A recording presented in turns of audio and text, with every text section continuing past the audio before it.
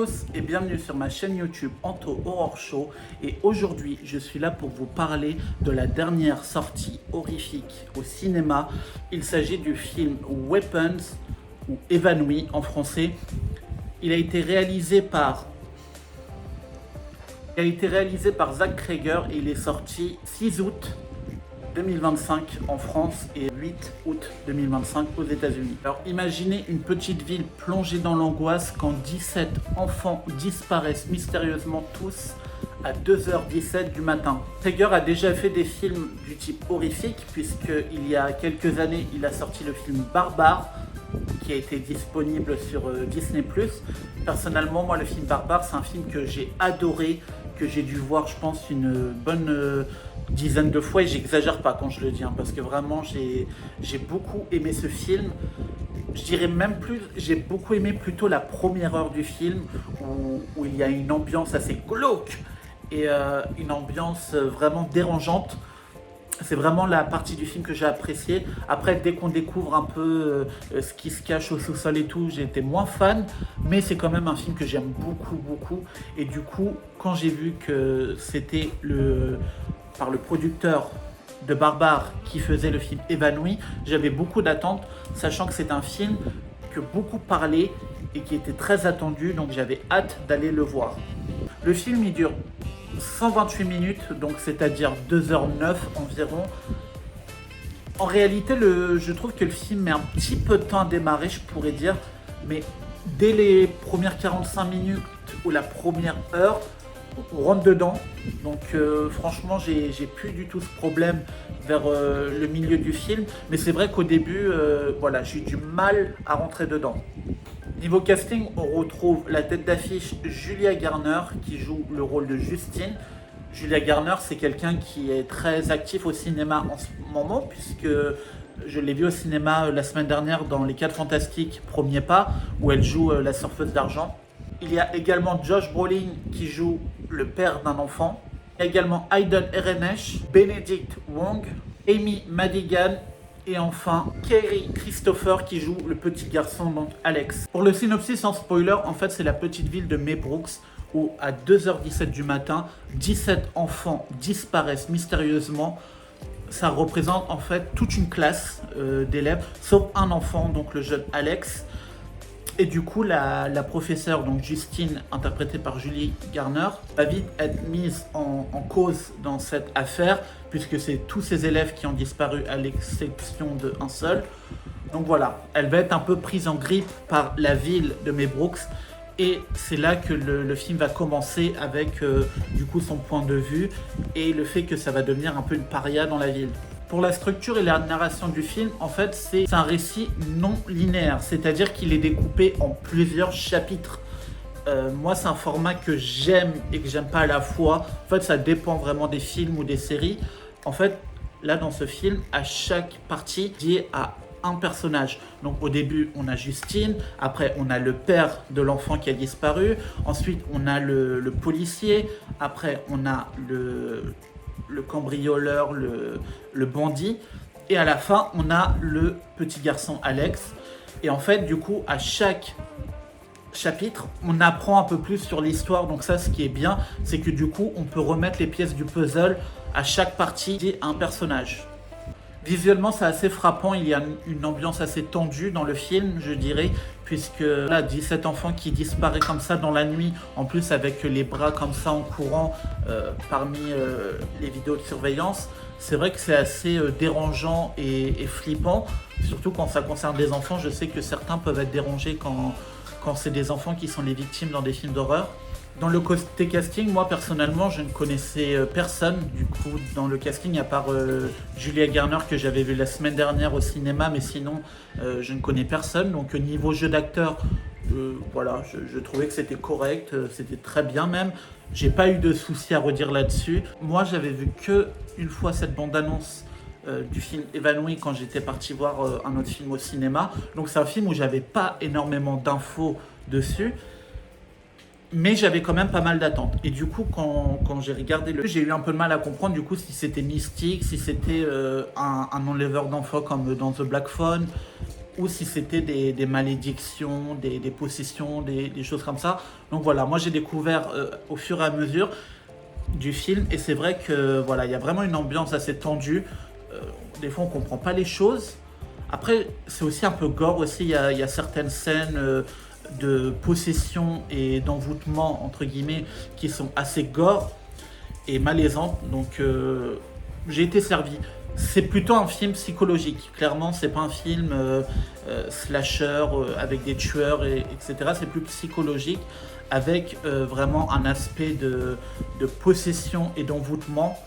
Niveau personnage, on a le personnage de la vieille dame, tante de Alex, et c'est assez troublant, je trouve, comme personnage, puisqu'elle est vraiment angoissante et mystérieuse. Voilà, dès qu'on la voit à certains moments du film, elle est un peu bizarre, et c'est vraiment elle qui va capter l'attention du film, puisque c'est elle qui est au centre de l'histoire et qui va être vraiment le côté mystérieux du film, puisqu'elle va vraiment être très dérangeante. Et il y a beaucoup de moments où elle est vraiment flippante, mais juste dans sa manière de parler ou sa manière de regarder.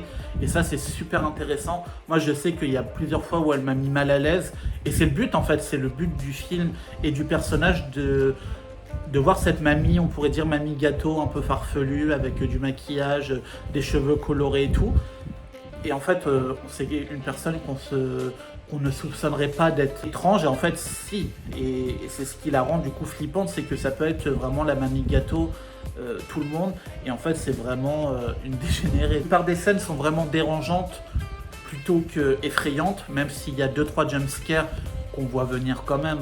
Maintenant, nous étant fans de films d'horreur, on sait repérer à peu près les jumpscares, donc moi, il n'y en a aucun qui m'a vraiment fait surprendre, même si je trouve qu'ils sont efficaces malgré tout. Le seul petit problème que j'ai pu avoir avec ce film, c'est peut-être la fin, que je trouve peut-être un peu grotesque. Je ferai une petite partie spoiler à la fin du film, mais j'ai trouvé un peu la fin grotesque.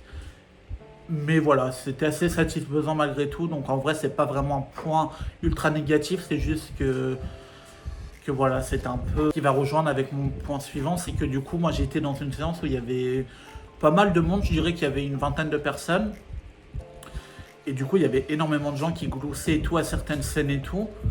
Moi perso, il n'y a aucun moment dans le film qui m'a fait spécialement rire.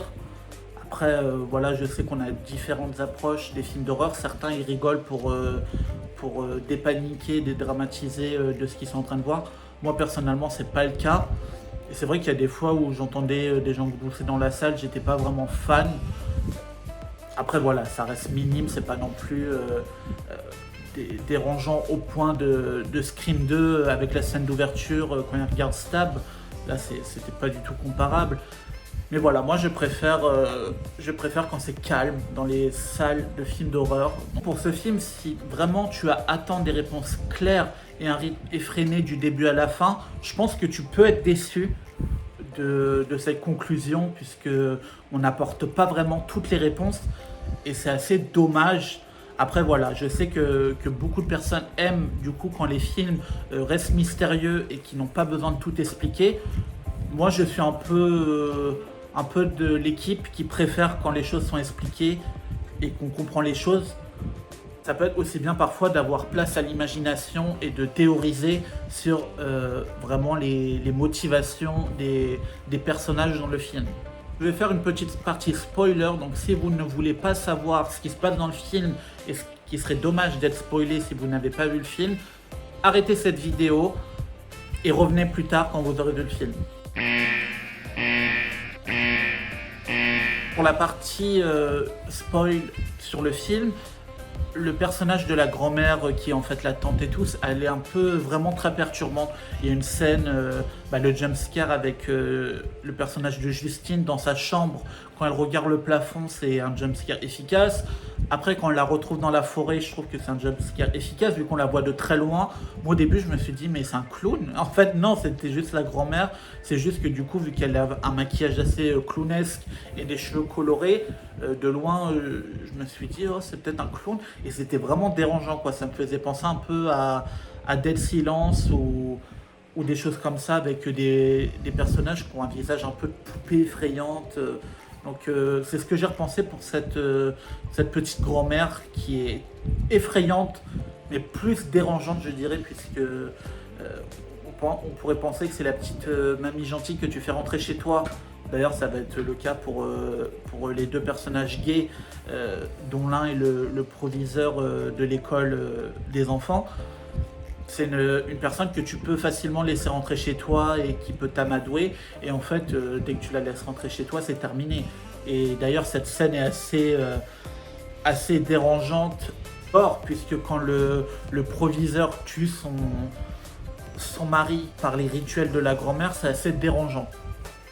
Moi, je pourrais pas vraiment expliquer tout vraiment le film puisque je l'ai pas tout compris, vu qu'il n'y a pas vraiment de vraie réponse à pourquoi cette dame a fait ça, pourquoi elle possède des enfants. Du coup, on comprend plus ou moins que c'est pour rajeunir, puisqu'elle est très malade et du coup, elle a besoin d'âme et d'énergie d'enfant pour rajeunir, puisqu'on voit qu'elle a essayé avec les parents d'Alex.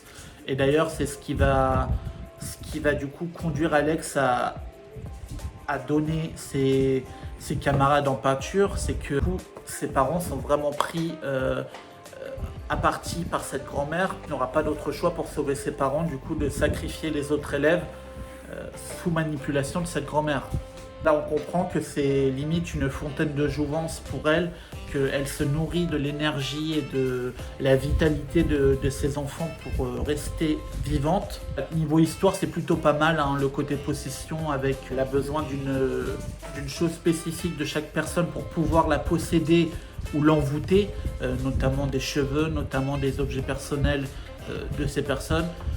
Ce qui rajoute un côté assez effrayant, puisque je parle notamment de la scène de la voiture où le personnage de Justine dort dans sa voiture et la dame rentre avec le ciseau à l'intérieur. C'est assez effrayant comme scène. Voilà, ce côté un peu vaudou, possession et tout, je l'ai trouvé sympathique, même si on n'a pas vraiment toutes les réponses de pourquoi du comment. C'est nous qui faisons des déductions et des théories sur pourquoi elle fait ça, mais en vrai c'est plutôt pas mal. On comprend bien le petit Alex qui veut vraiment sauver ses parents et du coup qui n'a pas trop le choix que de sacrifier ses élèves. À la fin, tout se passe bien puisque Charme arrive à être pu et du coup tous les élèves vont attaquer cette vieille grand-mère en la dépeçant, en la mangeant et tout. Donc c'est assez jouissif, même si la scène elle est un peu comique et gore, quand on a l'impression vraiment d'être dans une comédie d'horreur pour cette scène, surtout quand la grand-mère est en train de fuir en criant partout, en longeant les maisons et tout. C'est assez grotesque comme scène. Après voilà, ça dramatise un peu le film.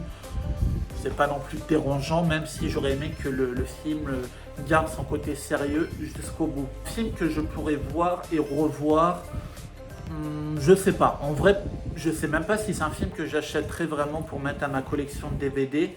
Pourquoi pas, si un jour je le trouve en réduction ou pas cher. Après, je pense pas que c'est un film que dès qu'il va sortir, je l'achèterai, comme par exemple des Souviens-toi l'été dernier ou des films de ce genre.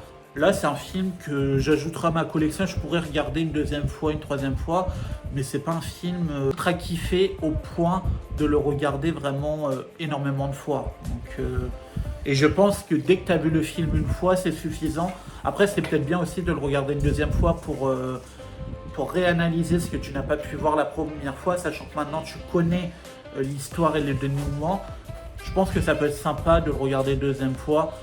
Après voilà, c'est pas vraiment un film que je regarderai tous les mois en mode guilty pleasure. Donc voilà, c'est la fin de ma review sur le film Évanoui. N'hésitez pas à me dire vous en commentaire ce que vous avez pensé du film. Surtout si vous mettez des spoils, mettez bien des limites pour pas que les gens se fassent spoiler. Merci encore de votre soutien, merci aux nouveaux abonnés, merci aux nouveaux likes, aux commentaires. Merci de me donner cette force, j'aime beaucoup ce que je fais, j'espère continuer encore longtemps, j'espère que mon format vous plaît. C'est que le début pour moi, donc forcément j'ai encore du mal à trouver mes mots, j'ai encore du mal à avoir des vrais argumentaires. Mais voilà, c'est le début et plus je fais de vidéos et plus je vais progresser. Donc merci de votre soutien. N'hésitez pas à partager la vidéo, à vous abonner, à liker. Ça m'aide vraiment déjà moralement et pour continuer tout ça. Donc n'hésitez pas. Merci beaucoup pour votre soutien et je vous dis à très vite.